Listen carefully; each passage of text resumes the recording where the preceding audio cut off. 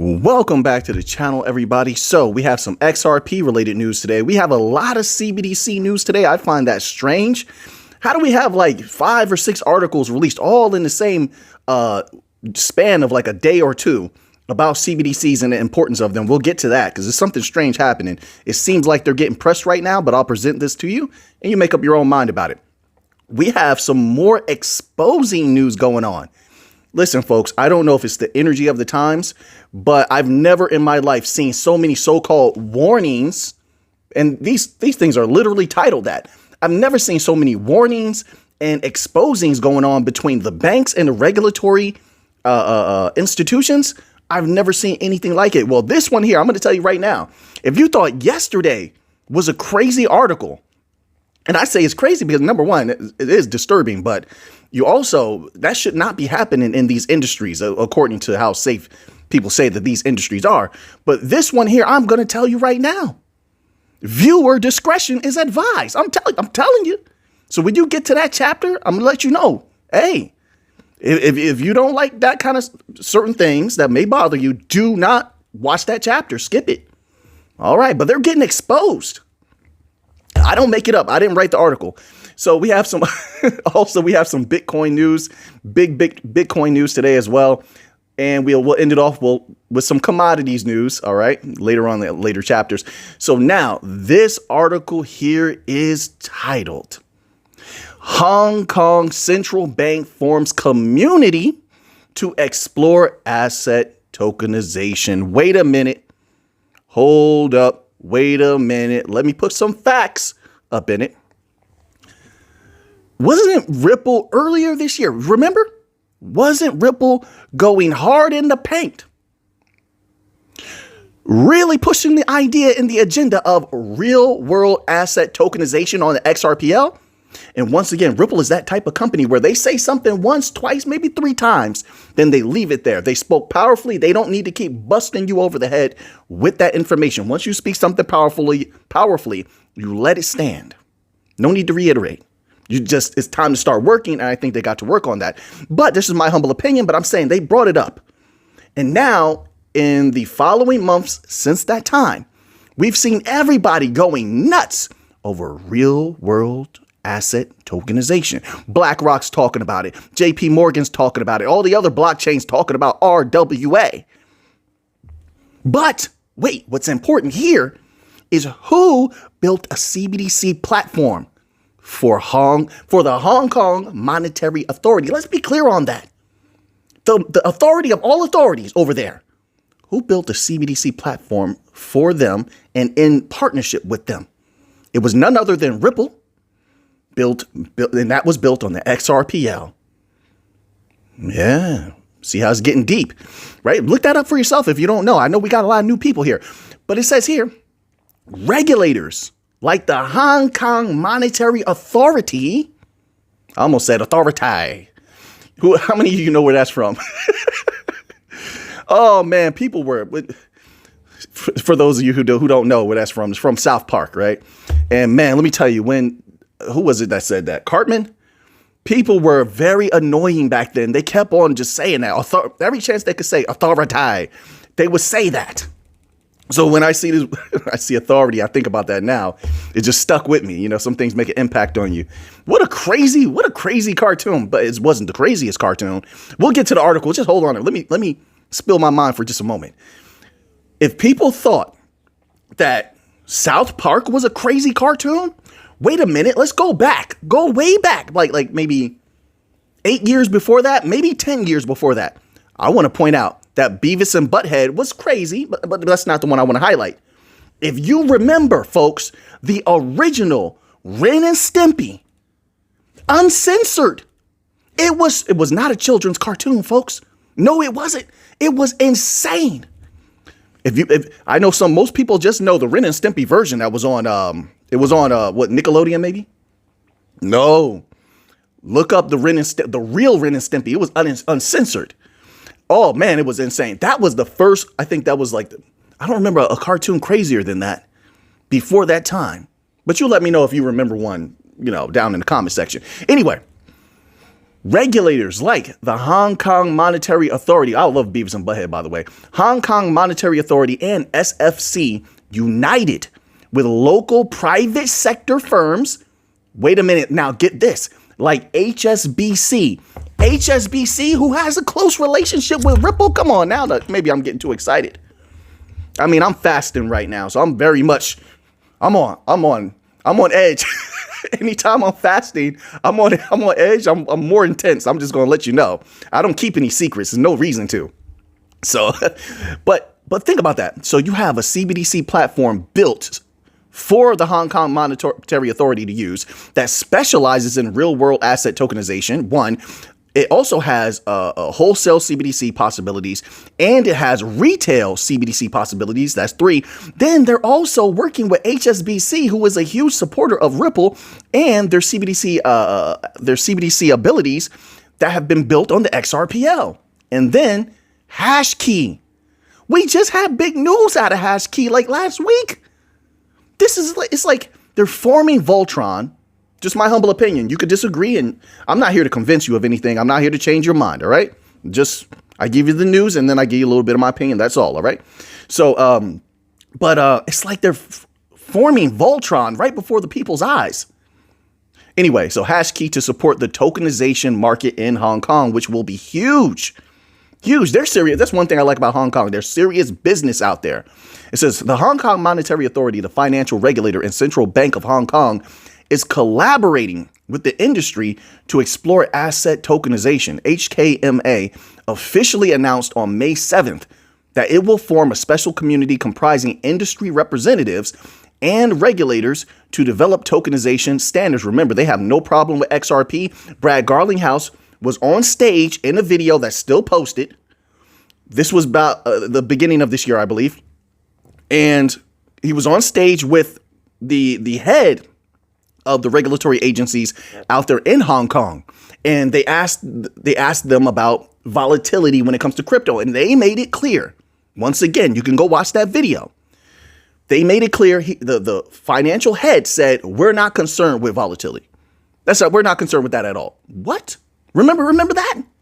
So when it comes to the possible future, of course, in the future, utilization of XRP, that's not, the volatility is nothing. So take that off the table when it comes to Hong Kong. It says it's called, quote, Project Ensemble Architecture Community, unquote. So there you go. If you want to look it up, Project Ensemble Architecture Community. The community aims to supervise and support the development of tokenization projects in Hong Kong, which, keep in mind, a lot of China businesses have connections and have businesses and have mines in Africa where they're extracting a whole lot of commodities. See, I'm talking about everything: copper, gold, silver, everything. So the potential for real world asset tokenization when it comes to them is astronomical. It's much higher than most other entities that are talking about real world asset tokenization. The initiative is also designed to promote and support interoperability among wholesale central bank digital currencies, WCBDCs, a type of digital money used among banks and financial institutions. All right, listen, we could go much deeper. I'm going to leave that right there because I know a lot of you are going to go investigate anyway. Let's move here. All right, now listen, I said this before. Viewer discretion is advised, all right? It's not anything crazy. There's no profanity or anything like that. But, I don't want to, it can get a little disturbing in this article. This article is titled, let me scroll up. Bear with me one moment. The Toxic Atmosphere at the FDIC. Wait, that can't be the same FDIC that's supposed to protect the banks. That can't be the same FDIC that's supposed to ensure everybody's money up to a certain point in the bank account to make sure your money is safe. No, they should have clear thinking. They're so safe. Seems like they're not. This was a Wall Street Journal investigation. Let's find out what's going on here. It says this. The Wall Street Journal found a toxic and sexualized workplace at the Federal Deposit Insurance Corporation. This is them saying it, not me. I'm reading the article. It says, which the banking regulatory agency tolerated for years.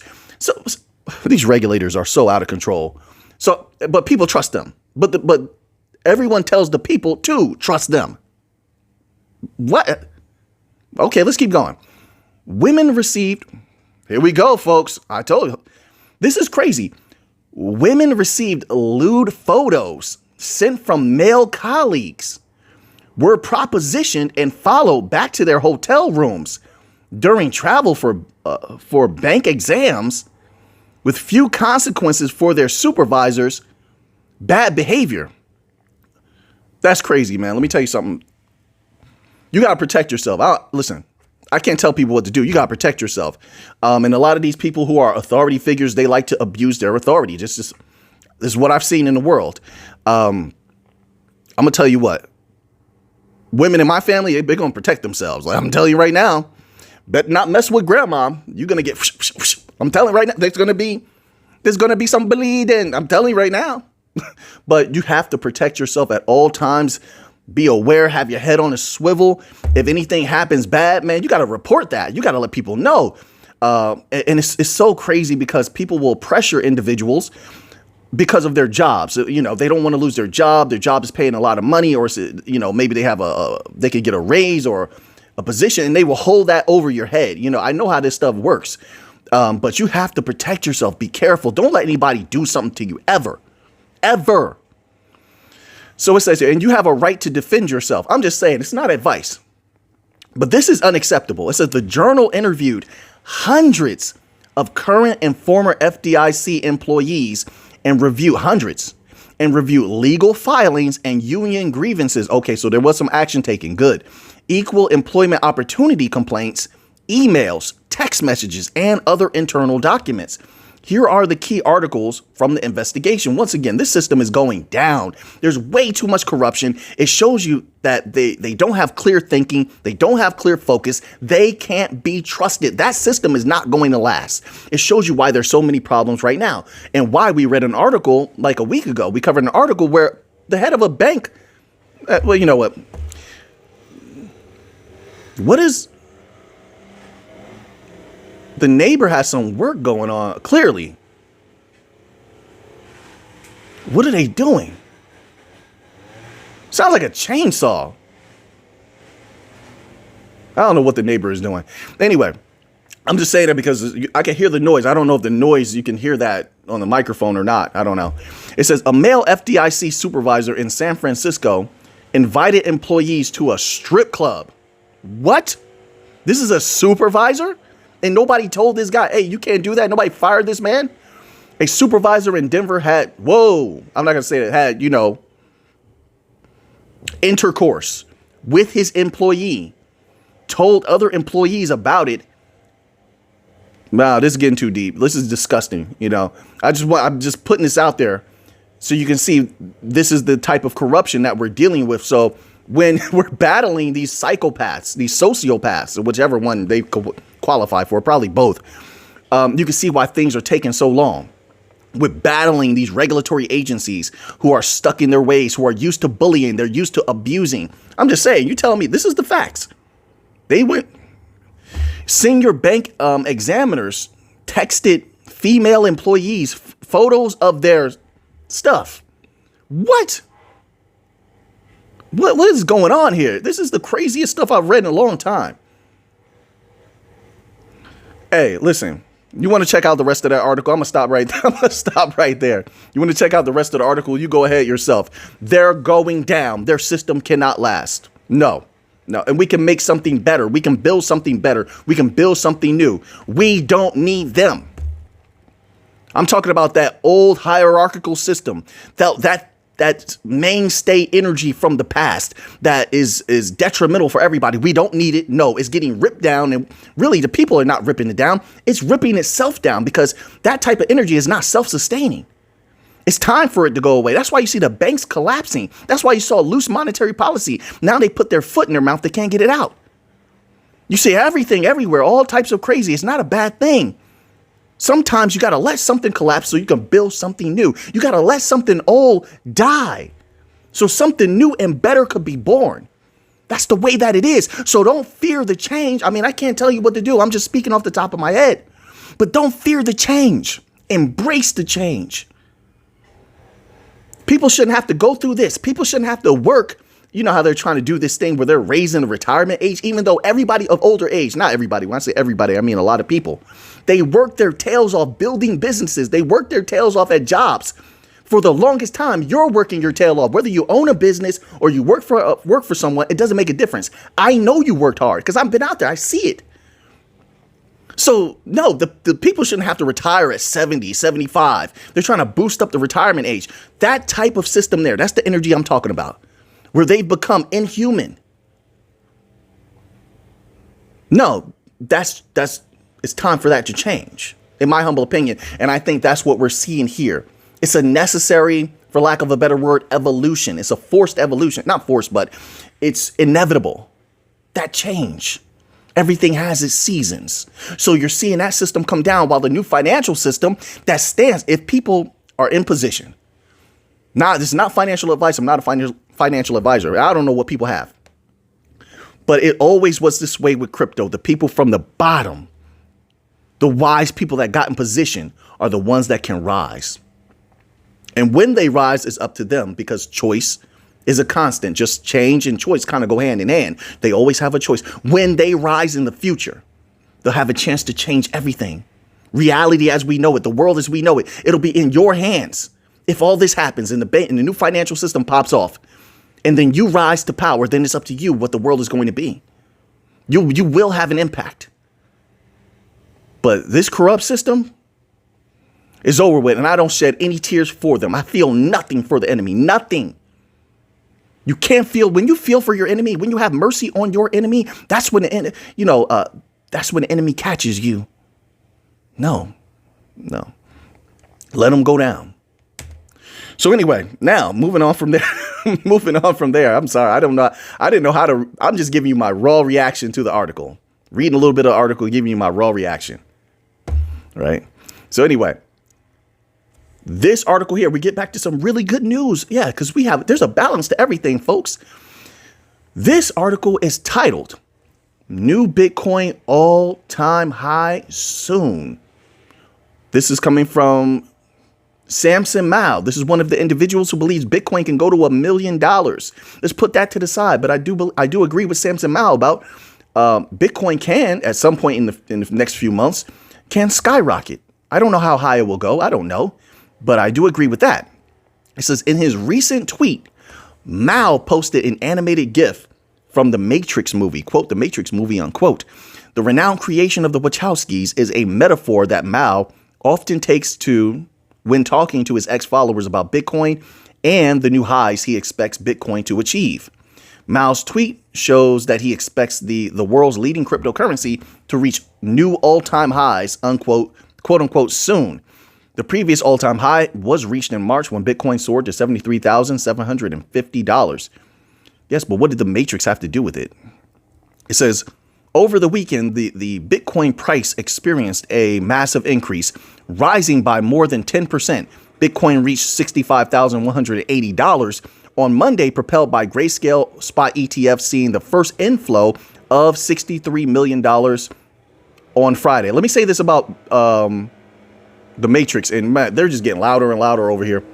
The Matrix, with all of its philosophies and things, it's a combination of a lot of different things. And yes, I know the origination that people claim the origination of who was the original person who wrote these scripts and stuff for the Matrix. All right, so because a lot of people come in the comment section whenever I mention the Matrix, and they'll say that, and I'm like, we've already heard about that like 15 years ago. But anyway, they take a lot from Mahayana philosophies, a lot of I believe Gnostic, heavily from the Gnostic text, right? They take a lot from Advaita Vedanta about non-dualism, dualism versus non-dualism. There's a lot that goes into that Matrix movie, and there's a lot of interesting wisdom there. On Monday, Mao made another bullish Bitcoin statement. The January 3rd boss. I don't know what that means, but okay. tweeted that money that is under the control of others, quote, will inevitably cease to be money.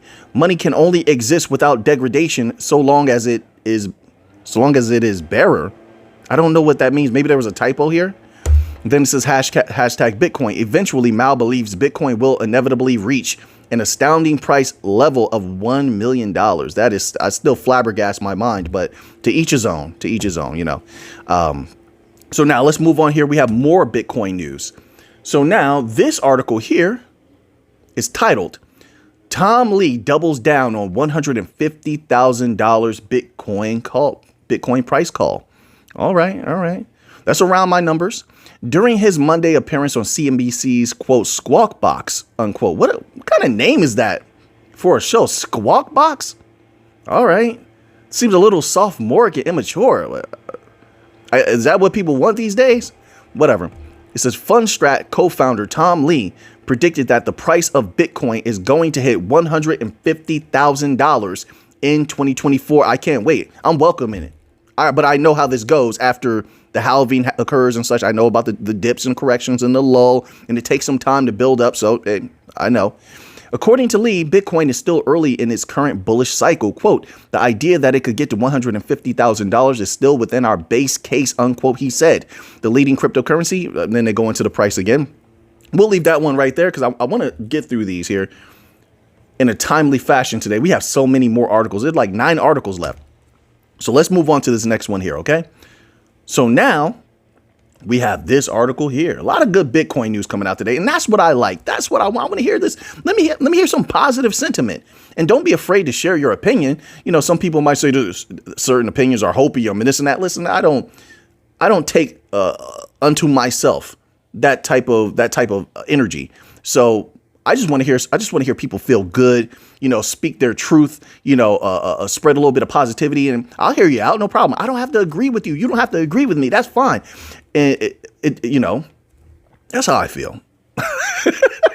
I'm not so eloquent today, but it's okay. I feel good. I'm fasting. You know what I mean? I made it through day one, hard day one, you know, because I really, really wanted some, I'm gonna tell you what I want.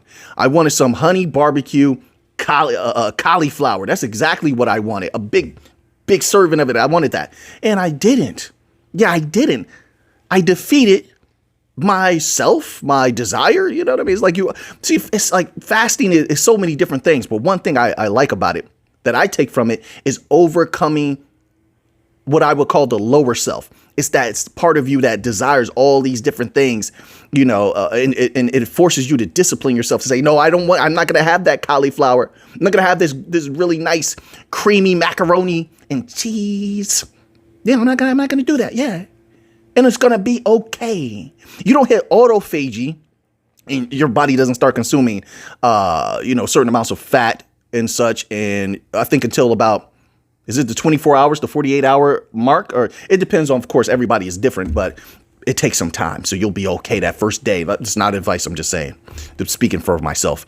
It says, this article is titled, Arthur Hayes adds to 7-figure altcoin position with 500,000 purchase of DeFi token. I thought this was a Bitcoin article. I don't know why.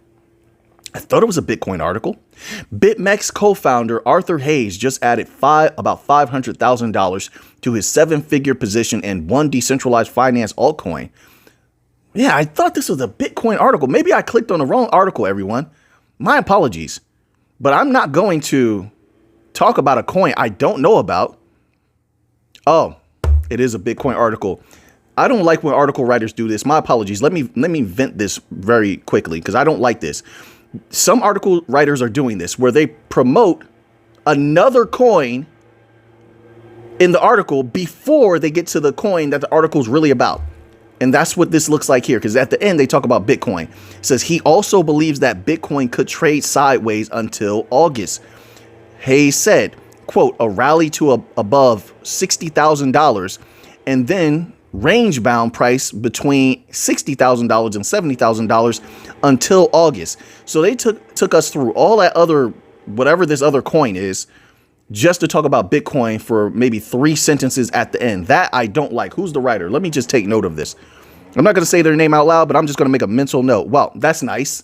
Daily hodl staff. So now I can't even avoid whoever wrote this if I wanted to. All right. Okay. So now let's get to some of this banking news. How long are they going? What is going on?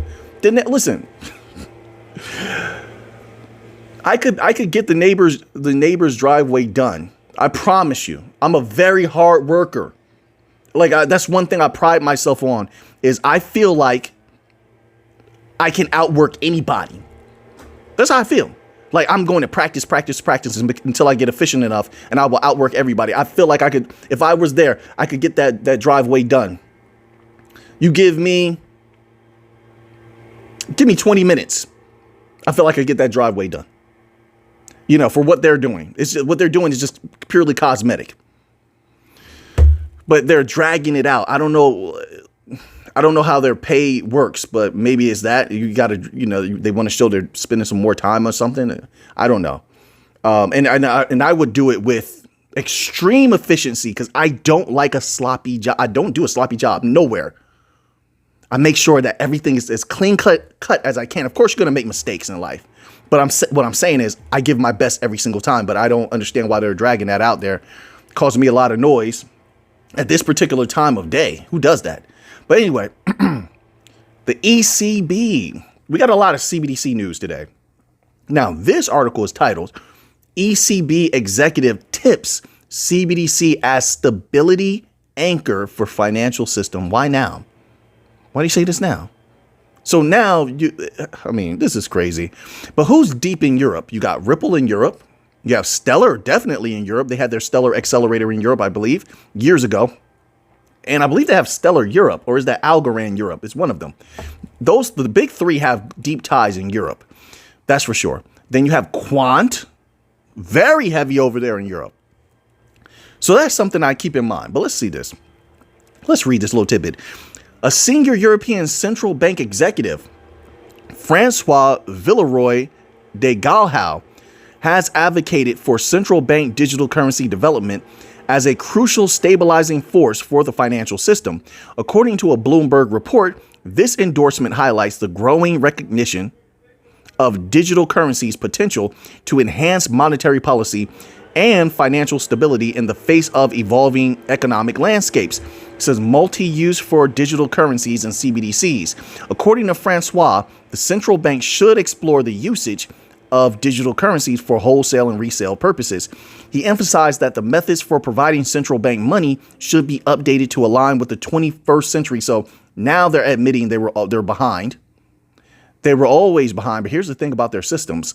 Their systems are greatly siloed. That's why you have companies like Quant running wild over there. They just had a conference today, the Bank for International Settlements.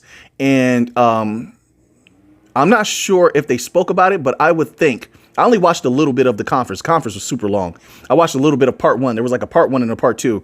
They were doing a live stream this morning. I didn't have a lot of time. I got to rip and run, folks. We all have business to do in the middle of the day.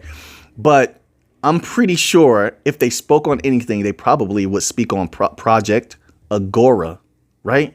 It's like, you know why? Because that's like the most recent thing. But who was helping them with Project Agora as far as interoperability? Quant. That was Quant. I love how they talk about this stuff, but they don't let you know the companies that are behind it. Quant is in such a insane position, in my humble opinion. And I think they're holding back a lot. Why mention gateways, which is just Quant's version of staking? Why mention gateways so long ago, but then you just go quiet on it? That leads me to believe, because I've seen it before, that someone gave the word, hey, don't talk about that. We don't want that. See, I don't think they want retail involved very much. That's why you don't hear about Quant a lot at all. Even though they have a lower circulating supply than Bitcoin, and they have some of the biggest real use cases. LAC chain, SIA network, SIA chain, SIA partners, Nexi, the Bank for International Settlements. They're working with multiple projects. They've worked on multiple projects with the BIS. We could go on and on and on. But I never hear anyone talk about Quant, and I'm trying not to hit my microphone here. And I never see articles written about quant. And it's the strangest thing ever because, folks, I'm telling you, early in the morning, when I get these articles, I'm scrolling, trying to get everything that I can. And I just don't see anything about quant, even though somebody has allergies. You hear that? You hear the guy sneezing? Welcome. Oh, welcome to the neighborhood, sir. There's a lot of pollen on these trees. I was sitting in, I was doing some earlier. I was coming from handling some business. And I saw the wind hit a tree, right? Blew past a tree, and there was just a green mist, like dust, not mist, dust, just dust cloud just came off the tree. I mean, like highly visible. And I was like, ooh, whoever's allergic to this type of pollen, you're in trouble. Yeah. Anyway, let's move on to another banking article here. I want to try to squeeze at least all the banking articles in. We have 1, 2, 3, 4, 5, 6 more articles left. So now this article here is titled, all of this is happening in the last day or two. Keep that in mind. What's going on? German central bank president calls for swift adoption of CBDCs to stay competitive. So if they need CBDCs, which they don't have right now, to stay competitive, that means what? In my humble opinion, that means they're not competitive now. They're admitting they can't compete right now. It says they would need CBDCs to stay competitive. Oh, well, no, they say stay competitive, then they could be saying that they're competitive right now, but they're trying to stay competitive. But still, that indicates that they would not be competitive without CBDCs. So that leads me back to my original point, which is who are they competing against? Us, the fintechs, the digital infrastructure providers. They can't compete with us. They need that. And I'll tell you what, it doesn't make a difference if they have CBDCs or not, because when they have CBDCs and they get those ultra customized systems, they're going to be siloed. Germany is a part of the West that is not going to have access to all these other parts of the world that they need to have access to. So those systems will need to be linked. And right now, as far as I see, we are the biggest providers of interoperability and linking systems from the West and the East. We have great relationships with both. So whatever capital, whatever value they have, there is the possibility to flow through utility coin systems, quant interoperability, Ripple interoperability, Flare networks, also with Songbird interoperability, which once again, that's an interesting dynamic in my humble opinion, especially if ever they actually massively utilize Songbird for collateral when F assets are released. But anyway, that's one of the big interoperability protocols, Flare and Songbird, right? So you got Quant, Flare, Songbird, you got Chainlink also, but I think Chainlink I see where their focus is. I don't know if they're going to go this far, but Chainlink is right there. They're a juggernaut when it comes to interoperability. But it says Joachim Nagel stressed the necessity for central banks to adapt to the evolving landscape, identifying distributed ledger technology as a crucial tool in this transformation. And once again, keep in mind private ecosystems. Now, with private ecosystems alongside public ecosystems, there's no need to have a fear. David Schwartz already clarified that, let's say, for example, XRP, there's not two prices of XRP, which means what? They would still have to use XRP. That use of XRP, just as an example, because you could apply this logic, I would believe, to Quant and private ecosystems, to Flare and private ecosystems, to Stellar and private ecosystems. They would still use that protocol, and that use would definitely still impact the price of that protocol, while they still have the luxury of being in a private environment. But what I think was more likely to happen, and I said this like a year or two ago, is that you take some of that circulating supply and then you have it in that private ecosystem and never to return. So it's just getting used and reused. I mean, correct me if I'm wrong, if that's not a possibility. And when you look at something like, let's say Quant does that. If Quant were to do that, it has such a low circulating supply. And once again, I think there's a reason that it's not promoted to retail heavily. But if they were to take massive amounts of Quant and put most of it into private ecosystems, it would skyrocket the price. We've seen Quant's price skyrocket in the past, and that was just That was just from retail activity. It's one of the few coins where it has such a low circulating supply. It does move off retail. So imagine how much more it will move off of institutional use. Now, keep in mind, Quant Q&T token is used in everything on the Quant network, everything. Now, they do have this new thing that makes it even better for institutions where they can pay in fiat. But when they pay in fiat, it's put into the system and transformed into Quant by Quant network itself. So they take that burden of having to hold Quant off of the institution's hands while still allowing Quant to be used in the system for everything, for subscription fees, for transaction fees, for everything. I mean, I'm just waiting. I would love to see in the future how that's going to affect Quant. Of course, there's no guarantees in anything, but I'm super bullish on Quant. In my humble, that's how I feel. So now let's go here. We'll go here. Another article about what banks are saying about CBDCs. All these articles released today. Why? This article was titled Swiss National Bank says wholesale CBDCs eliminates barriers in the financial market. Now, we know that they're all hurting when it comes to capital. In a lot of different ways the banks are hurting. Those are the barriers they want to lift up. They need more global reach. They need to loosen up more capital. But let's read this little tidbit here. The Swiss National Bank is conducting a pilot project that has used wholesale central bank digital currencies and successfully settled 4 tokenized bond issuances and 1 secondary market transaction. Project Helvetia 3, which was launched in December, is testing tokenized central bank money for wholesale use and allows participating banks to use Swiss franc wholesale CBDC to settle transactions. My apologies there. I got a little tongue twisted. It says tokenized bonds on a regulated trading and settlement platform for tokenized assets. Six Digital Exchange, SDX, Thomas J. Jordan, chairman of the governing board of the Swiss National Bank, said Monday in remarks at the BIS Innovation Summit in Basel. Quote, settlement in central bank money is crucial for 2 reasons, unquote. Jordan said in his remarks, quote, first, it eliminates credit risk and minimizes liquidity risk in settlement, thereby contributing to financial stability. And second, it reinforces the role of central bank money as the anchor for the monetary system, unquote. Yep, and the smaller banks are not going to like that. You're going to step on their toes, 100%. Well, I mean, we'll see. By making tokenized central bank money available on the third-party platform where tokenized assets are held, Helvetia 3 eliminates barriers in the current siloed. Haven't I been saying this? Now they're telling you. I love it. I love it when they support something I've said.